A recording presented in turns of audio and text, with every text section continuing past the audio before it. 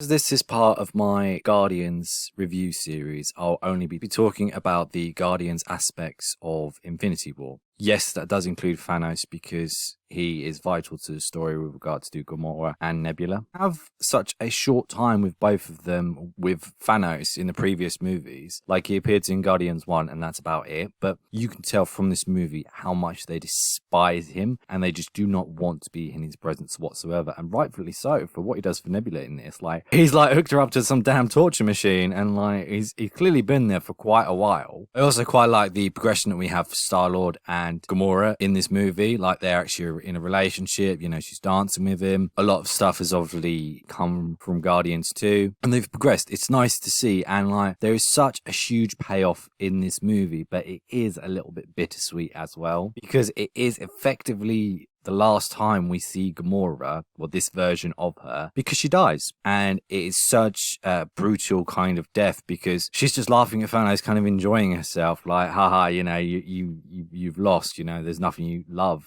And realization in her face and the death itself is just bloody brilliant. It is amazing. It's so harrowing and it really draws the emotions out. It was really awesome having like Quill and Gamora have that conversation about, if Thanos gets me, you know, you need to kill me. And like, he's so reluctant to do so, but then in the situation he does actually pull the trigger and Thanos respects him for that. And it's such a good moment as well. Like, there are so many great moments for the Guardians in this movie. Also, can we give Star-Lord the props for coming up with a plan to take down Thanos? Yes, he does screw it up by smashing him in the face repeatedly, but it was his idea, and like, without that, I don't think Tony would have come up with a good enough way of doing it, because as soon as he was trying to rope Mantis and Drax in, you know, Tony's always got to have like the last say, the last hit or something like that. And in this situation, you know, Star-Lord is a team player. He usually knows how people work and he did it brilliantly. And I understand a lot of people are angry and upset with the fact that he kept on smacking Thanos. But, you know, he's been through a lot. You know, his mother died, his father tried to kill most of the universe and tried to kill him. And then, you know, he's got love of his life, he's a little bit happy. And then, no, Thanos kills her. And like, he's